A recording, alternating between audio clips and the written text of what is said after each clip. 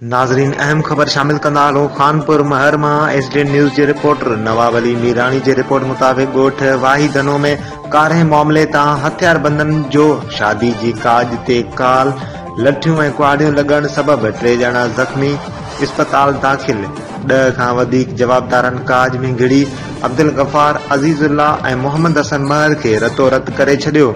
ज़ख़्मियुनि खे थाणे ते आणण बाद शेख हमदान बिन मोहम्मद ताल खे इस्पताल दाख़िल कयो वियो। मुतासिरनि जा थाणे ऐं इस्पताल ॿाहिरियां एहतिजाजी मुज़ाहिरा। 12 जवाबदारनि ख़िलाफ़ खानपुर महर थाणे ते एनसी रिपोर्ट दाख़िल। इन हवाले सां वधीक मालूम कंदासीं एसडीएन न्यूज़ जे रिपोर्टर नवाब अली मीरानी जी नवाब।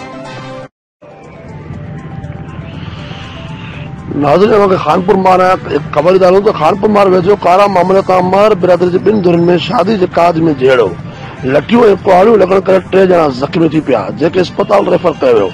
मुतासिरनि जा थाणे ऐं इस्पताल जे 12 एहतिजाज। खानपुर मां थाणे जे हद जे ॻोठ वाहिदनो में महर बिरादरी जे 2 धुरनि में विच में पुराणे तकरार तां शादी जे काज में जहिड़ो थी पियो, जंहिं जे नतीजे में लठियूं ऐं कुआड़ियुनि जो आज़दान इस्तेमाल कयो वियो, जंहिं में हिक धुर जा 3 ॼणा अब्दुल गफ़ार महर, अज़ीज़ुल्ला महर ऐं मोहम्मद हसन महर सख़्त ज़ख़्मी थी पिया, जिन खे वारिस खानपुर मां थाणे ते आणण बाद खानपुर मां शेख हमदान बिन मोहम्मद इस्पताल दाख़िल करायो। होॾां खानपुर मां थाणे तोड़े इस्पताल 12 ज़ख़्मियुनि जे वारसनि जवाबदार ख़िलाफ़ एहतिजाज कयो। उन मौक़े ते मुतासिर अब्दुल्ला महर, मीर हसन महर ऐं ॿिनि मीडिया सां ॻाल्हाए चयो त असांजे ॻोठ में जमालुद्दीन महर जे पुट जी सूरत तौर जी शादी जो तक़रीब हलंदड़ हुई, जंहिं ते 10 खां वधीक जवाबदार का करे असांजे माण्हुनि मथां हमिलो करे 3 ॼणनि खे रतोरत करे छॾियो आहे।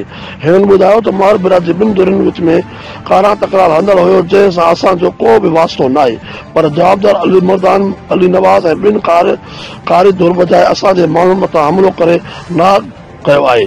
ॿिए तरफ़ खानपुर मां थाणे ते अब्दुल्ला महर जी फरियाद ते 12 जवाबदारनि अली मर्दान, अली नवाज़ ऐं हाशिम, करीम बख्श, इमदाद ऐं 2 मथां एनसी रिपोर्ट दाख़िल कयो आहे। उन को बि जवाबदार पुलिस गिरफ़्तार न करे सघी। नवाब मीरानी, एसडीएन न्यूज़, खानपुर महर।